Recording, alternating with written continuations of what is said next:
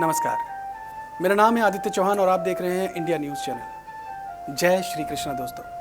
दोस्तों पूरे देश में विदेश में कृष्ण जन्मोत्सव को लेकर के, कृष्ण जन्माष्टमी को लेकर के तैयारियां जोरों पे चल रही हैं और 12 अगस्त यानी कल जन्माष्टमी सेलिब्रेट की जाएगी। हालांकि इसको लेकर के कन्फ्यूज़न ज़रूर था कि इस बार कृष्ण जन्माष्टमी यानी कृष्ण का जन्मोत्सव 11 अगस्त को मनाया जाए या फिर 12 अगस्त को। मैंने एक वीडियो के ज़रिए आपको ये समझाया था कि इस बार जन्माष्टमी जो है वो 12 अगस्त को है। अगर आप वो वीडियो देखना चाहते हैं तो आप डिस्क्रिप्शन बॉक्स में जाकर के उस लिंक को ज़रूर देख लीजिएगा।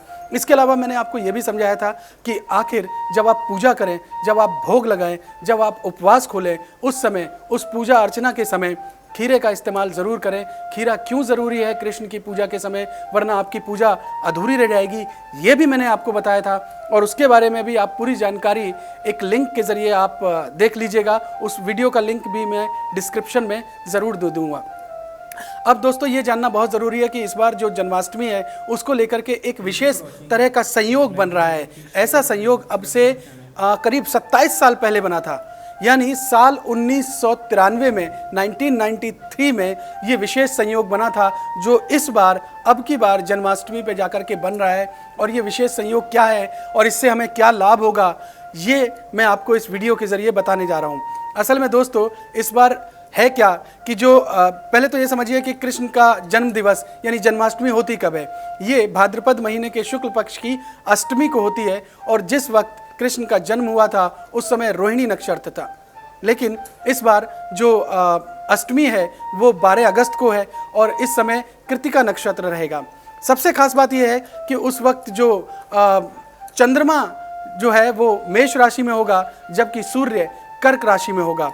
और चूंकि कृतिका नक्षत्र होगा, इसकी वजह से ये जो संयोग है, ये संयोग इसी तरीके का, यानी उस दिन जन्माष्टमी बुधवार को थी, उस दिन कृतिका का नक्षत्र था और चंद्रमा मेष राशि में था और जबकि सूर्य जो है वो कर्क राशि में था। बिल्कुल इसी तरीके का संयोग जो इस बार बन रहा है वो संयोग साल 1993 में बना था, यानी अब से 27 साल पहले। तो ये एक विशेष तरह का संयोग है और इसमें, इस संयोग में अगर कुछ राशियों के लोग जो उपवास रखें, पूजा अर्चना करें, तो उन्हें खास तरीके का लाभ भी हो सकता है, विशेष लाभ भी हो सकता है। यूं तो कृष्ण सबके हैं, यूं तो कृष्ण की कृपा सबके लिए एक बराबर है, लेकिन इसके बावजूद भी जो नक्षत्र होते हैं, जो नक्षत्रों की जो चाल होती है, उनका एक विशेष तरीके का एक लाभ होता है जो कुछ राशियों को मिलता है।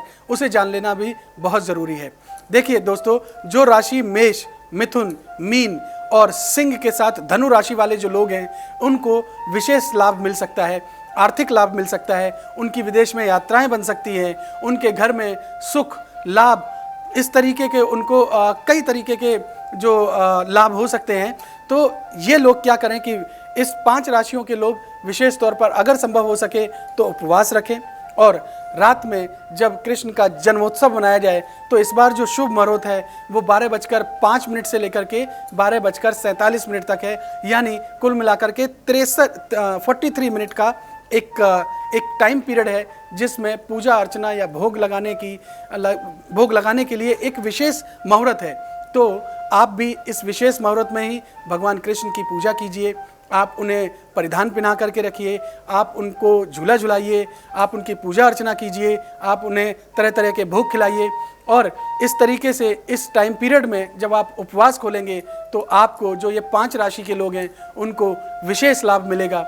हालांकि दोस्तों मैं आपको समझा दूं कि कृष्ण का लाभ या कृष्ण की कृपा तो सब में है।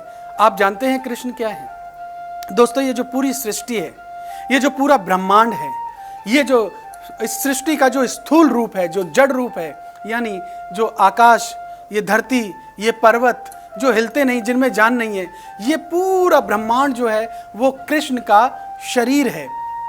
और इसके अंदर जो अलग अलग जीव रह रहे हैं, उन जीवों के अंदर छोटे छोटे जीव हों, चाहे बड़े जीव हों या फिर खुद हम प्राणी लोग हों, इन सब में आत्मा है। यही आत्माएं, जब अलग अलग आत्माएं मिल करके जो परम रूप बनता है वो परमात्मा है। और स्थूल रूप में जो कृष्ण का जो शरीर है उसमें ये परमात्मा रहती है। यानी ये जो हम सब लोग में, हम जितने भी जीव जंतु हैं, जितने भी प्राणी हैं, उन सब में आत्मा है और ये परमात्मा का अंश है, यानी ये सब कृष्ण का अंश है। तो कृष्ण हर जगह विद्यमान है, इसलिए कृष्ण की कृपा, उनकी शक्ति, उनका जो लाभ है वो सब के लिए है। इसलिए कृष्ण सब के लिए हैं, उनकी कृपा सब के लिए है। लेकिन जब कभी विशेष तरीके के नक्षत्र बनते हैं, विशेष तरीके का संयोग बनता है, तो कुछ राशियों को उनका लाभ भी मिलता है। दोस्तों, मैंने ये राशियां आपको बताई हैं, मैंने आपको शुभ मुहूर्त बताया है। उम्मीद करता हूं कि आप लोग पूरे विधि विधान के साथ भगवान कृष्ण की पूजा अर्चना करेंगे और इस जन्माष्टमी को पूरे हर्षोल्लास के साथ मनाएंगे। आपको ये वीडियो कैसा लगा हमारे कमेंट बॉक्स में जाकर के ज़रूर लिखिएगा। और हाँ, डिस्क्रिप्शन में मैं आपको 2 लिंक दे रहा हूँ, वो भी जन्माष्टमी से रिलेटेड हैं, उन्हें भी आप ज़रूर देखिएगा। इस वीडियो को शेयर कीजिए और हमारे चैनल को सब्सक्राइब कीजिए। जय श्री कृष्ण।